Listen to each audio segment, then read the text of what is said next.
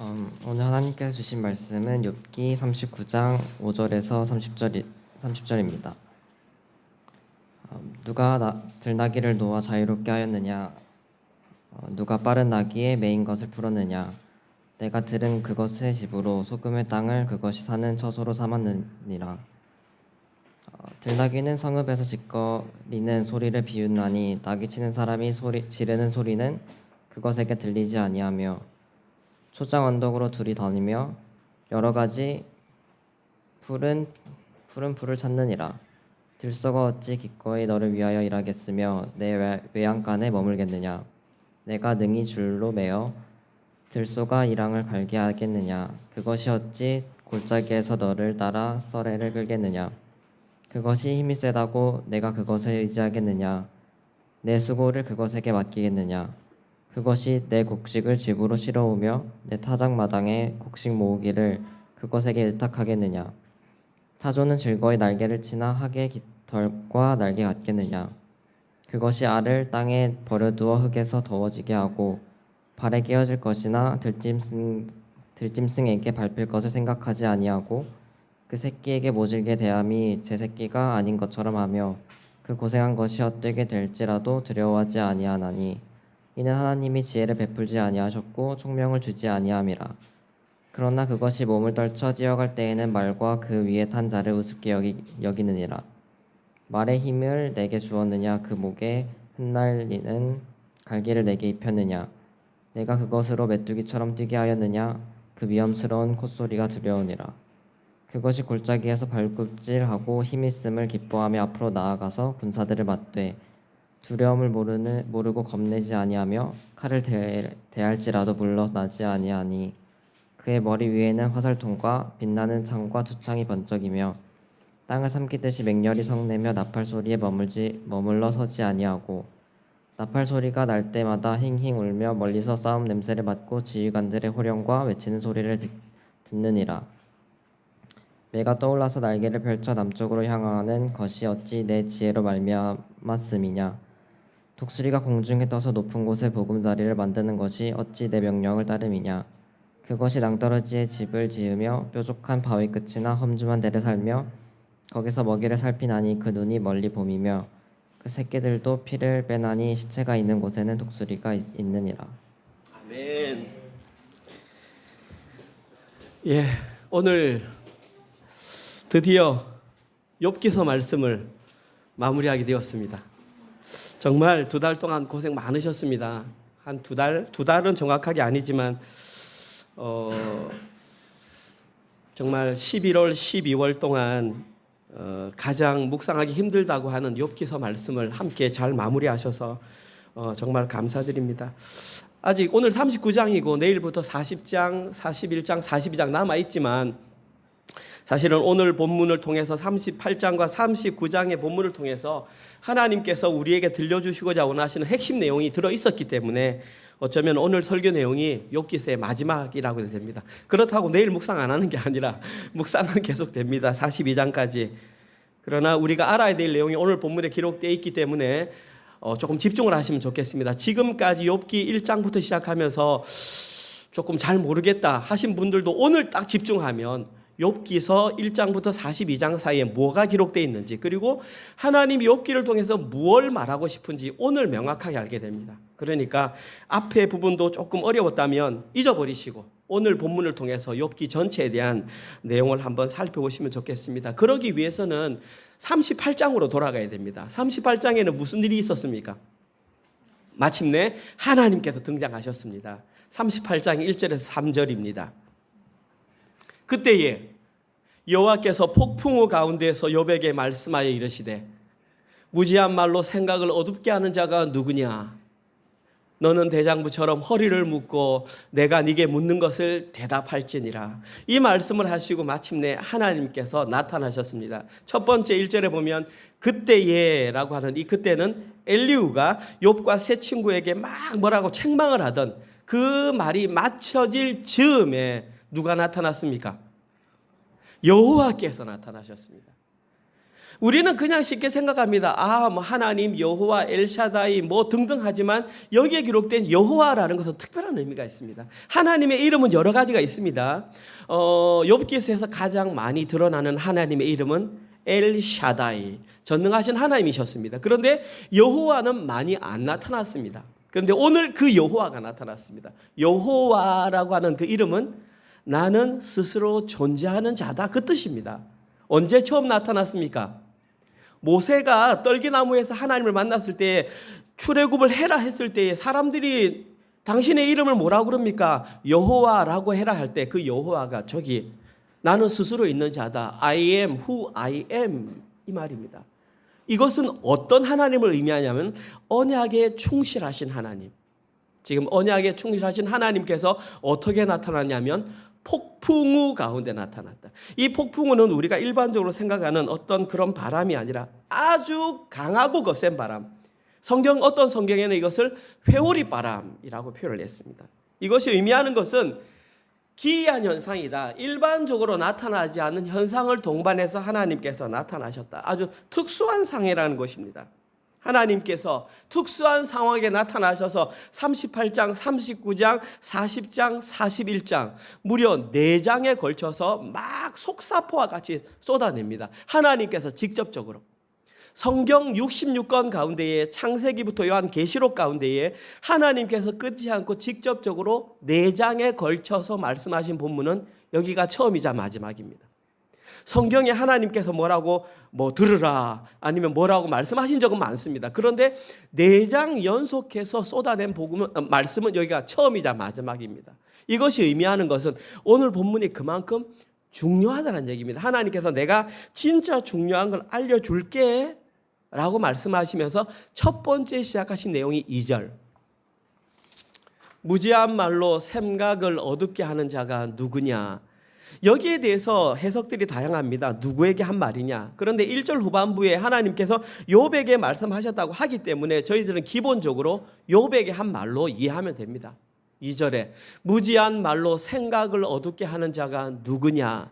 가장 중요한 단어는 생각이라고 하는 단어입니다. 저기 생각이라고 하는 단어 히브리어는 에차입니다. 에차.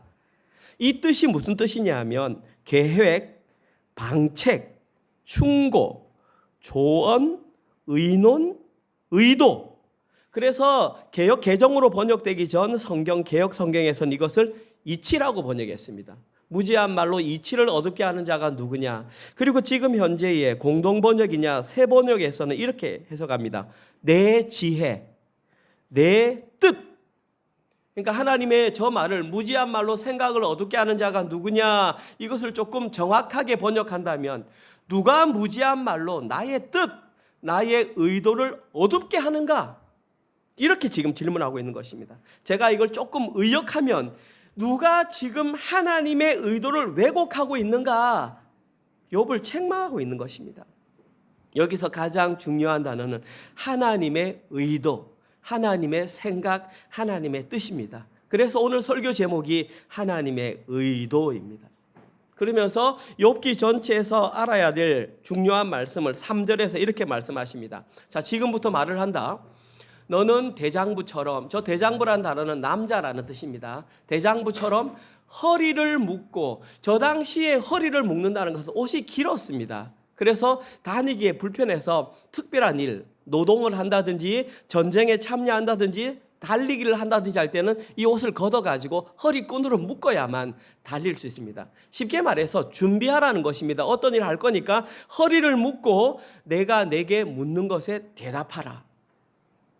여기에 기록된 대답하다라는 히브리어는 야다입니다. 야다는 여러분이 잘 아시는 말씀 알다 이런 뜻입니다. 그러면 저걸 그대로 지역하면 너는 대장부처럼 허리를 묶고 내가 내게 묻는 것을 알아라 이 말입니다. 쉽게 말해서 이제 내가 아주 중요한 내용을 얘기할 테니까 네 반드시 이거 기억해야 돼. 반드시 이거 알아야 돼. 조금 더 의역하면 이렇습니다. 다른 사람은 몰라도 욥 너는 반드시 나의 의도를 이해해야 한다. 지금 내가 막 말할 거야. 다른 사람은 몰라도 욥 너는 반드시 이해해야 돼. 저는 이 말씀이 어떻게 와닿았냐면 이렇게 와닿았습니다. 2023년을 마무리하는 저희 은혜로 교회를 향한 하나님의 음성처럼 들렸습니다. 다른 교회는 몰라도 너희 은혜로 교회는 지금 이 하나님의 마음, 하나님의 의도를 정확하게 알아야 해. 왜냐하면 이 내용을 아는 것이 너희들의 구원과 직접적으로 관련되어 있기 때문이야. 목사님 갑자기 욥기서를 말씀하시다가 왜 구원을 얘기하십니까? 끝에 결론에 나옵니다. 이 욥기서 내용을 잘 아는 것과 구원은 밀접하게 관련되어 있습니다. 그러니까 하나님께서는 이 자리에 너희들이 그냥 우연히 앉아 있는 것이 아니라 이 내용을 통해서 정말 내 마음을 알아서 구원이 무엇인지를 알아야 돼. 우리에게 복음의 메시지를 선포하고 있다는 것입니다. 그러면 그 하나님께서 말씀하셨던 의도는 무엇이냐? 좀 전에 말씀드렸던 38장, 39장, 40장, 41장 전체가 다 하나님의 의도입니다. 이것을 한마디로 요약하면 하나님의 위대하심과 인간의 무능함. 하나님은 이렇게 물으셨습니다. 너는 아느냐? 그리고 누가 했느냐? 이 두 가지 질문으로 하나님께서는 하나님의 위대하심과 인간의 무능력함을 철저하게 알려주셨습니다. 그리고 오늘 읽었던 내용은 그 본문 가운데 일부 내용입니다. 무엇에 관한 내용이냐? 짐승에 관한 내용입니다. 아마 오늘 본문을 위해서 우리 찬영이가 집에서 많이 읽었을 것입니다. 그런데 아마 무슨 말인지 잘 몰랐을걸요. 여러분들도 마찬가지로 앞에서 여러 가지로 막 읽었지만 사실은 이게 무엇을 의미하는지, 왜 성경에 갑자기 여러 가지 동물을 나와가지고 아느냐 물어보냐. 사실은 이 내용을 표면적으로만 그냥 오늘 제 설교를 안 듣고 들으면 마치 하나님께서는 생태계에는 이런 것이 있고 이런 특성이 있어 라는 것을 알려주는 것처럼 들릴 수 있습니다. 그러나 성경은 그런 것을 기록한 책이 아닙니다. 생물 도감이 아닙니다. 성경은 이것은 하나님께서 다른 의도를 가지시고 무엇인가 알려주어야 하는 내용으로 지금 포장되어 있는 것입니다. 저희들은 그 포장지 이면에 들어있는 그 내용, 하나님의 의도를 오늘 본문을 통해서 발견하셔야 합니다. 그런데 오늘 본문에는 하나님께서 의롭다 직접 칭찬해 주셨던 욥조차도 하나님의 의도를 발견하는데 방해가 되는 세 가지 요소가 기록되어 있습니다. 그냥 읽어도 모르는 내용인데 이걸 눈을 흐리게 하셔서 하나님으로부터 의롭다라는 말을 받았던 욥조차도 헷갈리게 되었던 내용이 오늘 본문에 기록되어 있습니다. 여기 나와 있습니까? 예. 하나님의 의도 파악을 힘들게 했던 세 가지 내용. 첫 번째, 욥이 하나님의 의도를 발견하는데 방해가 되었던 첫 번째 내용은 야생성입니다. 영어로 말하면 wildness입니다. 오늘 보면 5절에서 12절 조금 길지만 한번 들어보십시오. 누가 들나귀를 놓아 자유롭게 하였느냐? 누가 빠른 나귀에 메인 것을 풀어주었느냐? 내가 들은 들판, 들을 그것의 집으로, 소금 땅을 그것이 사는 처소로 삼았느니라. 들나귀는 성읍에서 짓거리는 소리를 비웃나니 나귀 치는 사람이 지르는 소리는 그것에게 들리지 아니하며 초장 언덕으로 두루 다니며 여러 가지 푸른 풀을 찾느니라. 들소가 어찌 기꺼이 너를 위하여 일하겠으며 네 외양간에 머물겠느냐? 네가 능히 줄로 매어 들소가 이랑 밭을 갈게 하겠느냐? 그것이 어찌 골짜기에서 너를 따라 썰에 이 멍에를 끌겠느냐? 그것이 힘이 세다고 네가 그것을 의지하겠느냐? 네 수고를 그것에게 맡기겠느냐? 그것이 네 곡식을 집으로 실어오며 네 타작 마당에 곡식 모기를 그것에게 의탁하겠느냐? 지금 여기에는 두 동물이 등장합니다. 첫 번째 동물은 나귀였습니다. 두 번째 동물은 들소였습니다. 요거 기억하시면 잘 이해하신 겁니다. 그런데 오늘 본문에는 들나귀가 나오는데 두 종류의 나귀가 나옵니다. 첫 번째 나귀는 들나귀. 이 들나귀라고 하는 것은 페레, 번역해 보니까 야생 당나귀입니다. 당나귀하고 똑같이 생겼는데 숲에서 사는 당나귀. 두 번째 기록된 빠른 나귀는 아로드. 이것이 진짜 들나귀, 들에서 사는 나귀. 그러니까 지금 이 나귀, 당나귀와 나귀는 모양은 집에서 기르는 나귀와 똑같습니다. 그런데 특징은 집에서 안 살고 밖에서 산다는 것입니다. 야생에서 산다는 것입니다. 오늘 본문은 두 개체가 원래 다른 것이지만 하나로 보았기 때문에 저도 하나로 설명을 하겠습니다. 이 들나귀에는 특징이 여러 가지가 있는데 첫 번째 특징, 그들의 집입니다. 집이 어디냐 하면 광야, 그 다음에 아니면 소금 땅, 이 들이나 소금 땅이 의미하는 것은 사람이 살지 않는 곳, 사람이 살지 않는 곳에 자기들끼리 무리를 지어 산다. 이것이 나귀의 첫 번째 특징. 두 번째 나귀의 특징은 사람들의 소리를 비웃는다. 여기 비웃는다라는 단어의 원어 의미는 조롱하다입니다. 그러면은 들나귀가 사람들을 어떻게 비웃으며 어떻게 조롱합니까? 그 말이 뭐냐면 뒤에 나오는 것처럼 집에서 기르는 나귀는 나귀 치는 사람이 치면 그 말을 듣고 순종을 합니다. 그런데 이 들나귀는 그 사람이 무엇이라 말을 해도 그 말에 전혀 신경 쓰지 않는다라는 말입니다. 그것을 성경에서는 비웃는다, 조롱한다 그렇게 표현했습니다. 이것이 나귀의 특징. 광야에서 산다, 사람의 말을 듣지 않고 자기가 살고 싶은 대로 산다. 두 번째 등장하는 동물은 들소입니다. 이 들소도 마찬가지입니다. 집에서 기르는 소는 사람의 말을 듣지만 이 들소는 자기 마음대로 밖에서 삽니다. 야생성을 아직까지 잃지 않은 그 소를 의미합니다. 마찬가지로 이 소에게는 큰 특징이 있습니다. 오늘 본문에 보면 뭐라고 되어 있냐면 소에게는 힘이 세다 그렇게 기록되어 있습니다. 힘이 세다라는 말의 단어의 진짜 의미는 뭐냐 하면 세다가 아니라 많다 혹은 크다. 라브라고 하는 단어입니다. 라브라고 하는 단어는 무엇이 세다가 아니라 많다, 크다. 왜 이런 말을 기록했냐 하면 들소가 진짜 힘이 많아서 사람이 다스릴 수만 있다면 엄청나게 많은 도움을 줄 수 있다라는 것입니다. 누군가가 들소를 잡아서 그의 야생성을 없애고 기를 수만 있다면 그만큼 큰 도움을 얻을 수 있다는 것입니다. 그런데 중요한 것은 누구도 소를 가지고 집에 데려올 수 없습니다. 이유는 그의 야생성을 다룰 수 있는 사람이 아무도 없기 때문입니다. 그래서 욥은 오늘 보면 첫 번째 부분에서 인간에게 도움을 주지 못하는 야생 나귀와 야생 들소는 좋은 짐승이 아니라는 생각을 했던 것입니다. 이것이 욥이 가졌던 생각입니다. 그런데 중요한 것은 하나님의 의도는 그와 같았는가라는 부분입니다. 왜냐하면 이 야생 들나귀와 야생 들소를 만드신 분이 하나님이시기 때문입니다. 자, 욥은 자기 자신에게 직접적으로 도움이 되지 못하기 때문에 이 동물은 안 좋은 것이라고 판단해 버렸는데, 그런데 그것을 누가 지었느냐? 하나님께서 지었다. 그러면 욥이 판단해 버리면 결국 누구를 판단하는 게 되냐면 하나님을 판단하게 된다는 것이죠. 욥은 자기에게 도움이 되는 것은 선한 것, 자기에게 도움이 되지 않는 것은 악한 것이라는 기준을 가지고 하나님의 의도를 봤다라는 것입니다. 그런데 오늘 본문에서 하나님께서는 그것을 묻습니다. 네가 과연 나의 의도를 온전히 알고 있느냐?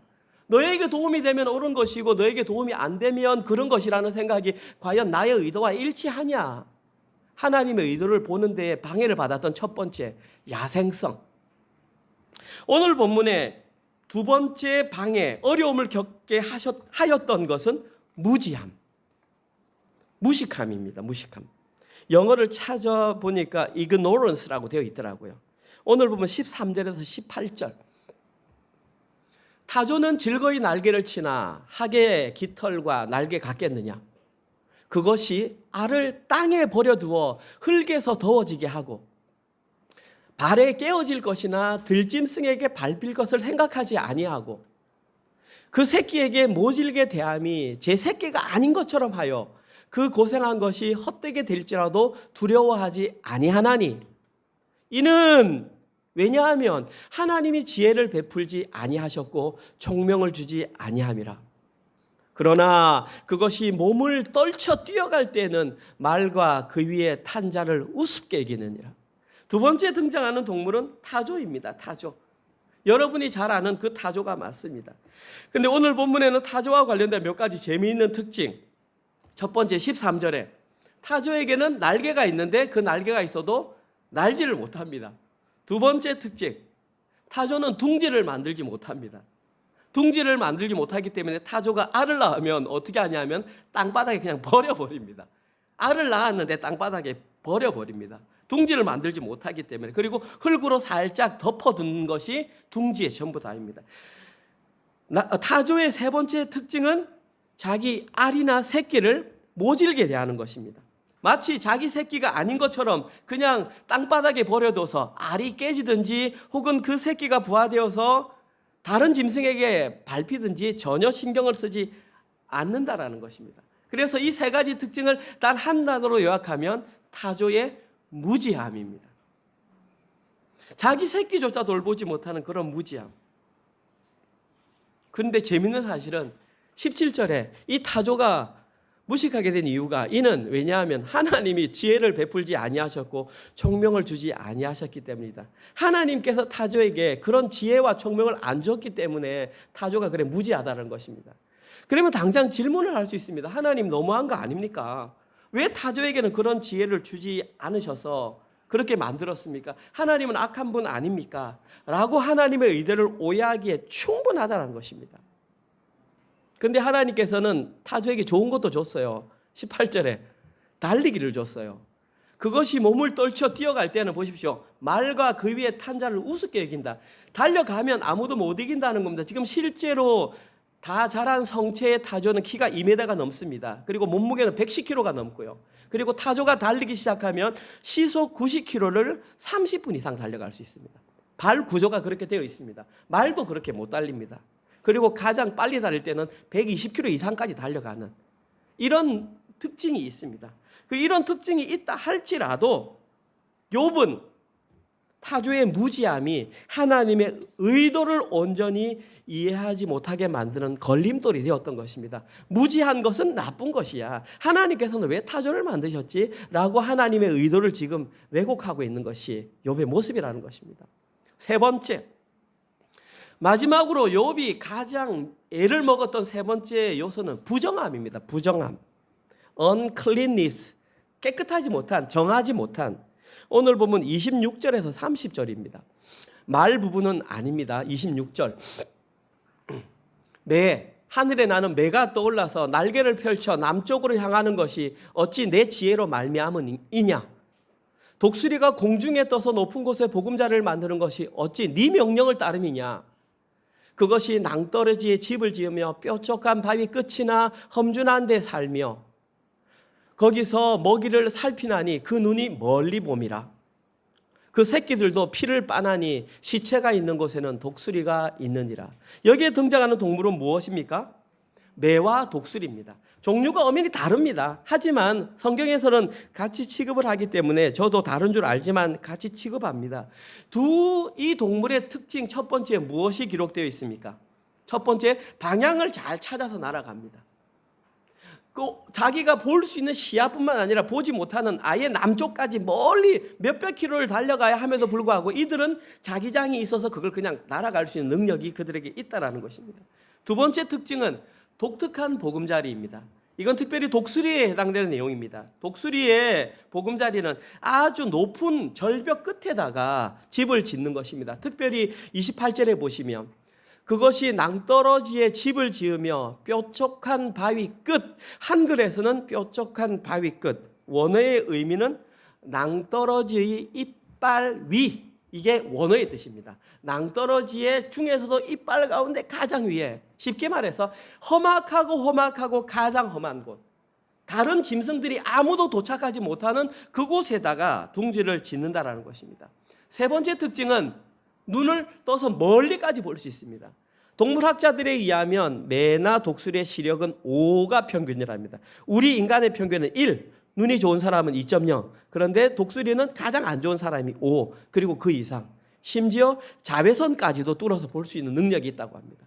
그래서 그 능력으로 뭘 하냐 하면 멀리까지 보는데, 특별히 오늘 본문에는 그들의 시력으로 멀리 있는 시체까지 본다는 얘기입니다.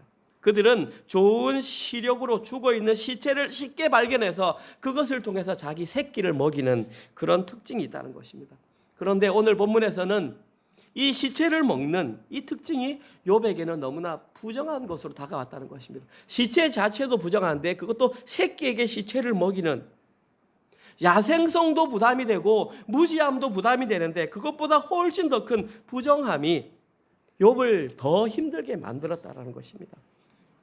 왜냐하면 욥은 보십시오. 잘 길들여진 것, 인간에게 도움이 되는 것, 현명한 것, 아니면 깨끗한 것, 이것이 옳은 것이라는 생각이 머릿속에 딱 들어있었습니다. 그리고 이것이 선이다라는 생각이 그의 머릿속에 있었습니다.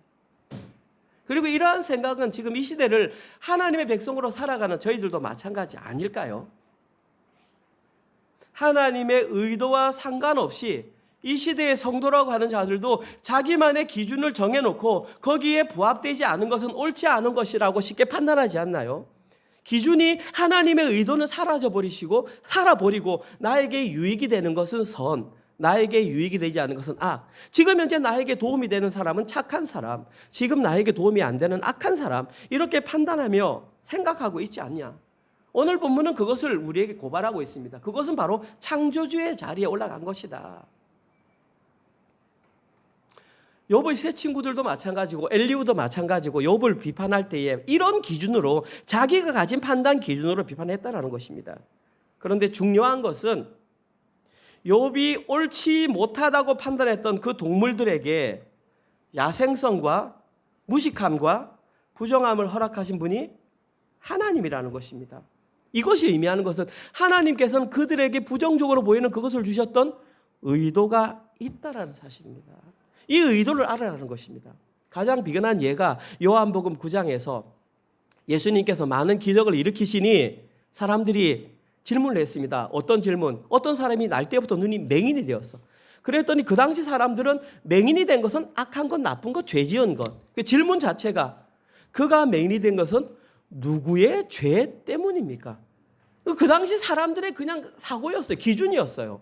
눈이 안 보이는 것은 누구의 죄 때문이다. 예수님께서 뭐라고 말씀하셨습니까? 9장 3절에서 누구의 잘못이 아니라 하나님께서 그 사람을 통해서 하시는 일을 나타내고자 함이라.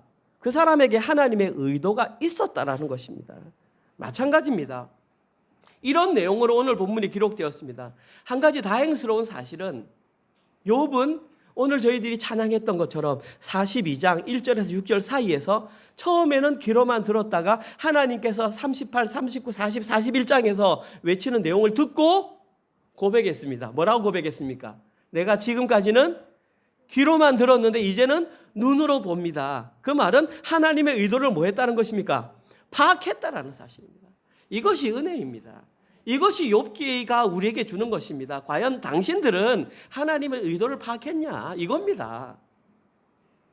그러면 하나님께서 말씀하셨던 그 의도가 무엇일까요? 욥기에서는 안 나옵니다. 안타깝게도.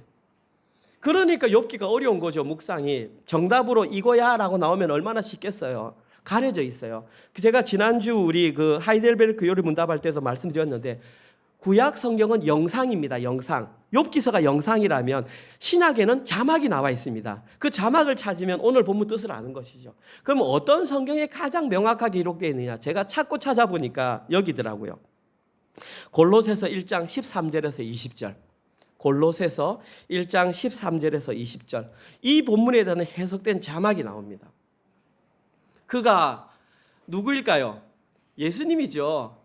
우리를 흑암의 권세에서 건져내사 그의 사랑의 아들의 나라로 옮기셨으니 그 아들 안에서 우리가 속량 곧 죄사함을 얻었도다. 이것은 권유가 아니고 설득이 아니고 선포입니다. 그냥 했어 라고 우리에게 알려주는 것입니다. 이제 들어봐. 그는 예수님은 보이지 아니하는 하나님의 형상이시요 모든 피조물보다 먼저 나신 이시니. 이 말이 예수님이 피조물이라는 말이라는 뜻 아닙니다. 예수님은 하나님이십니다. 창조주입니다. 만물이 보십시오. 그에게서 예수님에게서 창조되되 창조하셨다. 그 만물이 뭔 줄 아니? 봐라. 하늘과 땅이 만물이고 보이는 것들이 만물이야. 오늘은 보이는 것들 중에 우리 무엇을 봤습니까?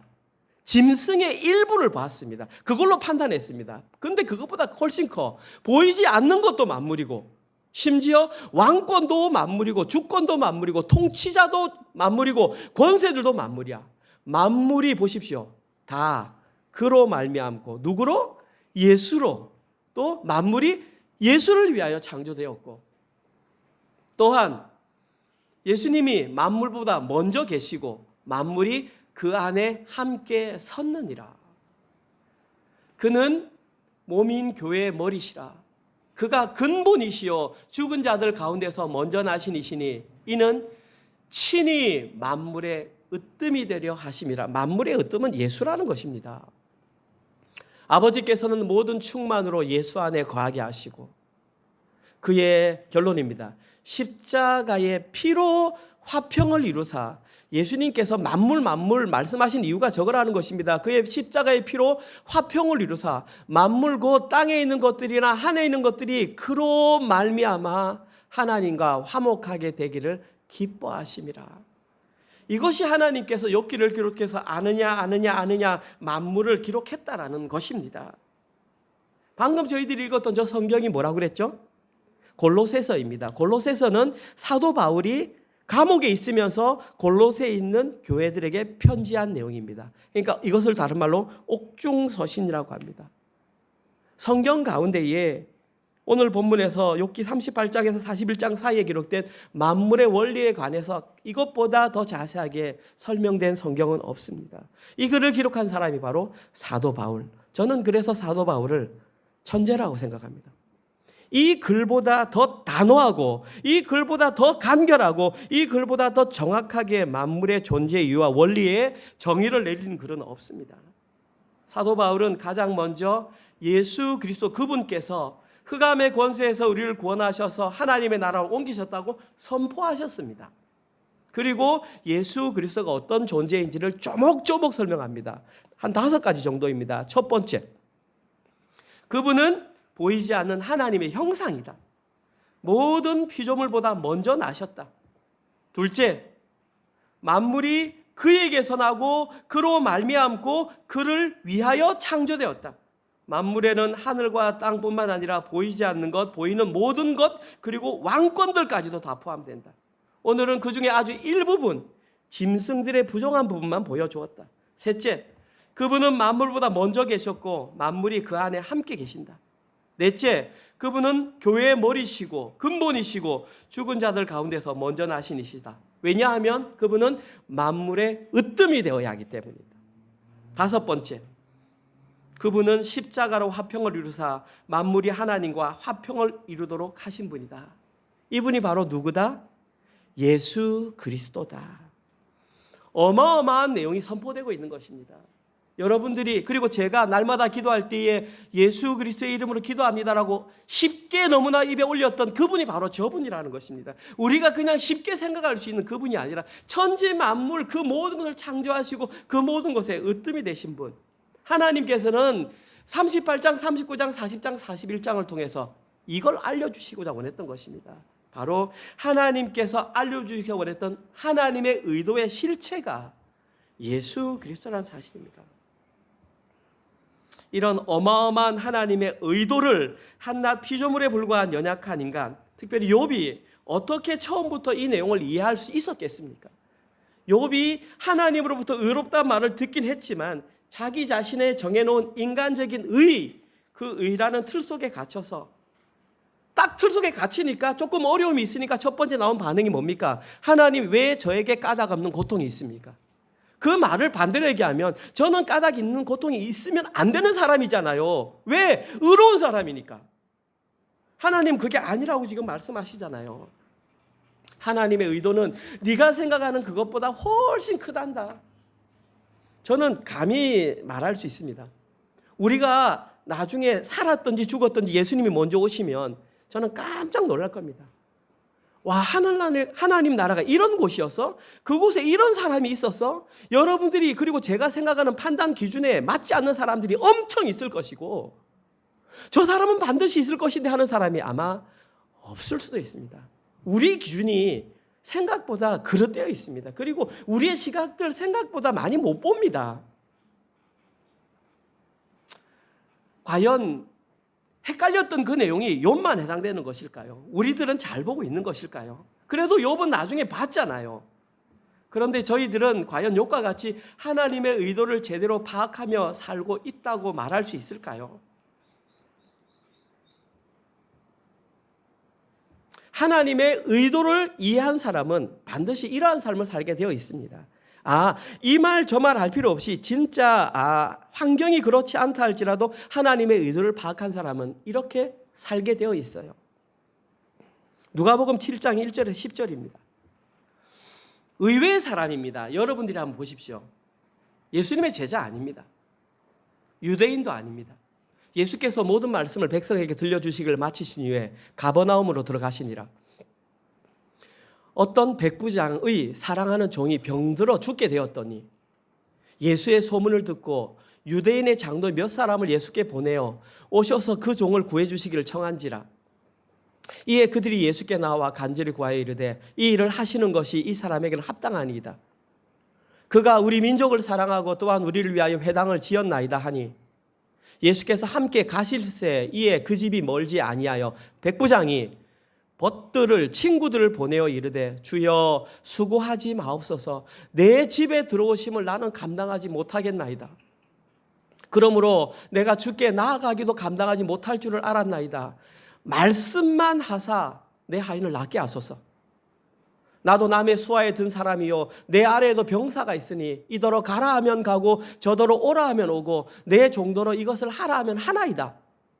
예수께서 들으시고 그를 놀랍게 여겨 돌이키사 따르는 무리에게 이르시되 내가 너에게 이르노니 이스라엘 중에서도 이만한 믿음은 만나보지 못하였노라 하시더라.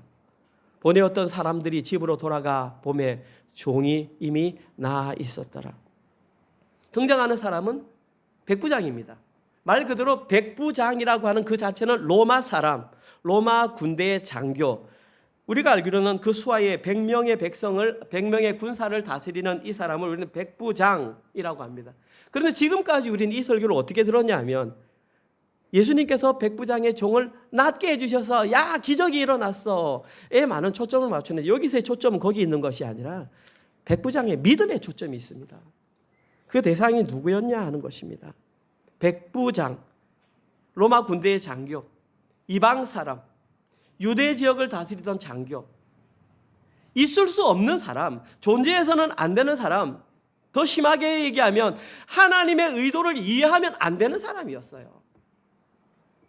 그 사람이 이해했어요. 쉽게 얘기하면 하나님의 의도를 이해해야 할 사람 바리새인들은 아무도 이해 못했다는 사실입니다.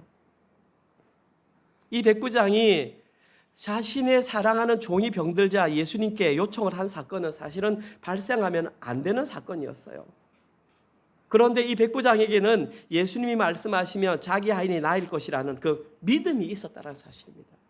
믿음이 있었다. 하나님의 의도를 발견했다는 뜻입니다. 저도 모릅니다. 어떤 경로를 통해서 어떻게 이 사람이 하나님의 의도를 알게 되었고 이런 믿음이 있어요. 저도 모릅니다. 성경에 안 나와 있기 때문에 제가 더 이상 얘기하면 소설이 되기 때문입니다. 그런데 중요한 것은 이 백부장은 하나님의 의도를 파악하였고 그 믿음을 통해 예수님으로부터 이런 칭찬을 들은 것은 사실입니다. 오늘 보면 9절. 이스라엘 중에서도 이만한 믿음을 만나보지 못하였도다. 이스라엘 중에서도 이만한 믿음을 만나보지 못하였도다. 도대체 이 백부장은 어떻게 이런 믿음을 가질 수 있었을까요? 저는 경로를 모르지만 이건 확실히 알 수 있는 첫 번째, 그는 예수님에 대해서 들었습니다. 두 번째, 자기 눈으로 보았습니다. 세 번째, 느끼고 생각했습니다.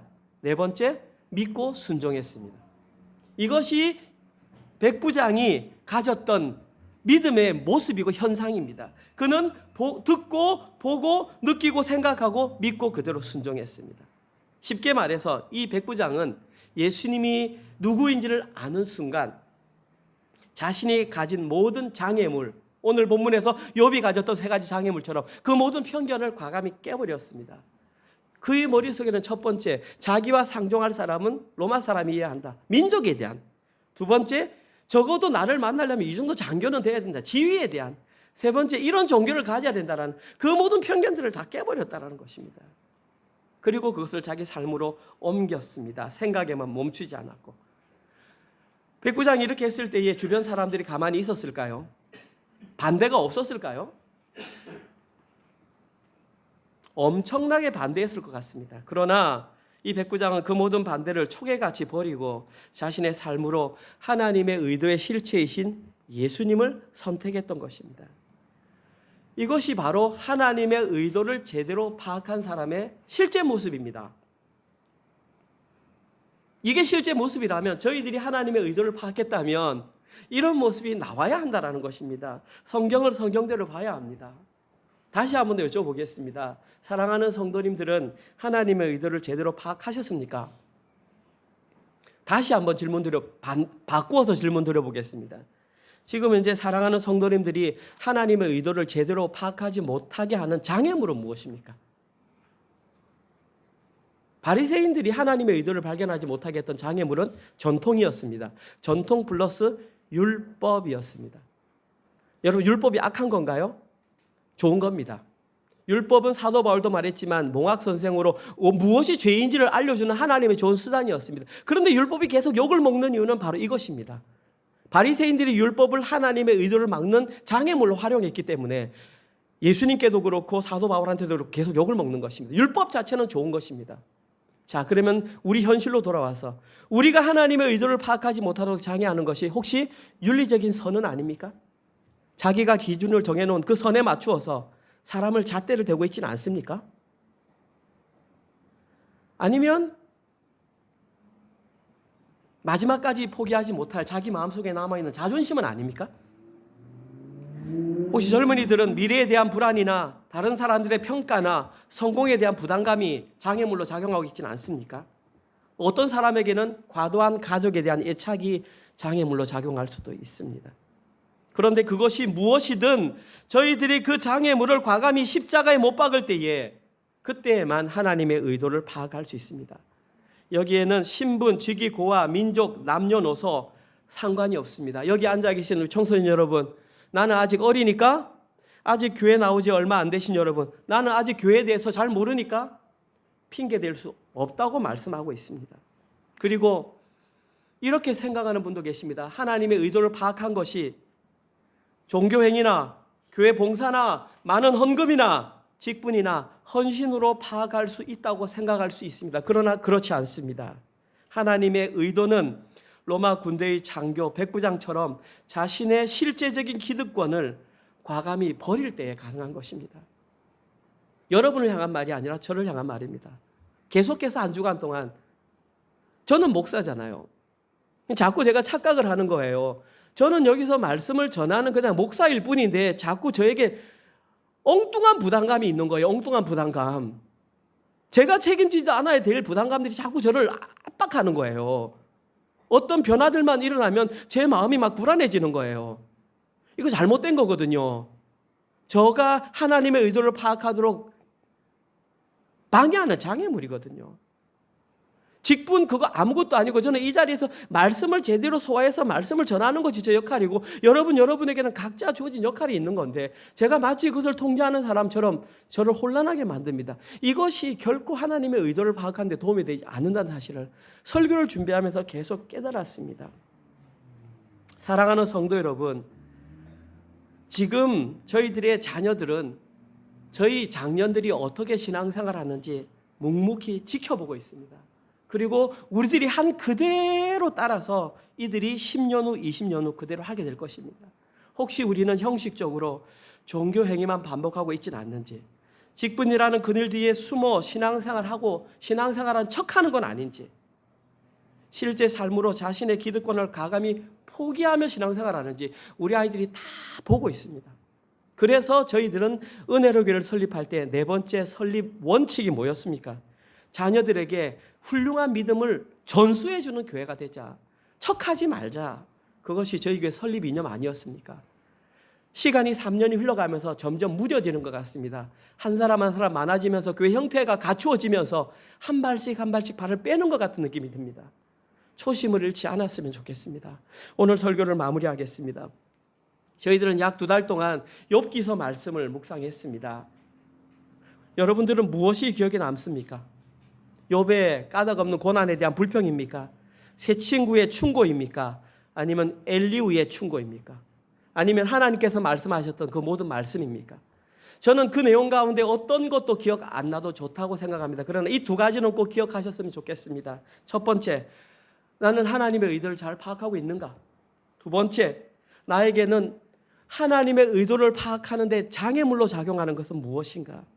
이 두 가지를 꼭 기억하셨으면 좋겠습니다.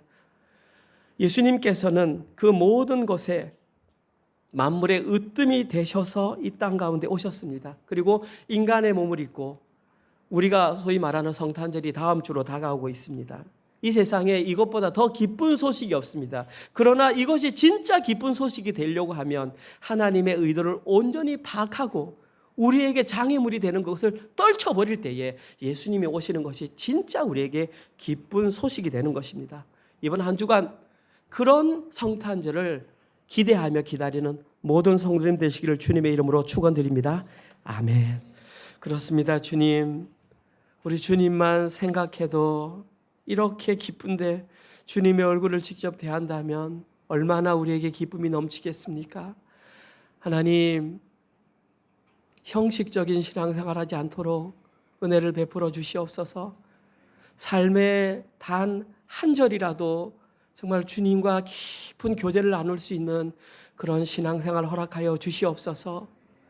하나님께서 지난 2달 동안 욥기서 말씀을 통해서 우리에게 알려주시고자 원했던 것이 하나님의 의도의 실체이신 예수 그리스도라는 것을 알려주시니 참으로 감사합니다. 그런데 우리가 그 하나님의 의도의 실체이신 예수 그리스도를 보는 데에 방해하는 장애물들이 있습니다.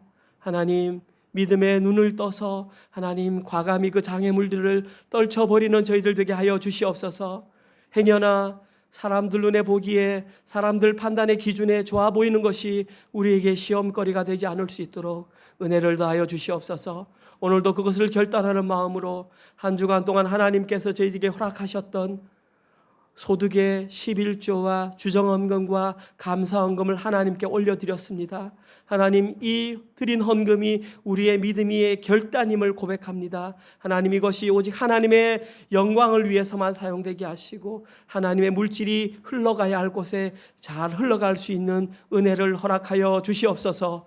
이제는 우리 주 예수 그리스도의 은혜와 하나님의 사랑하심과 성령님의 위로교통 감화 깨닫게 하심이 하나님의 의도이신 예수 그리스도를 온전히 깨달아 예수 그리스도가 걸어가신 그 길을 담대히 걸어가기로 결단하는 사랑하는 은혜로 교회 성도들 머리 위에와 지금 이 시간에도 세계 곳곳에 흩어져서 주의 복음을 증거하시는 사랑하시는 선교사님들과 그들의 사역과 그들의 가족과 그들의 자녀들 머리 위에 지금부터 영원토록 함께 있을지어다. 아멘.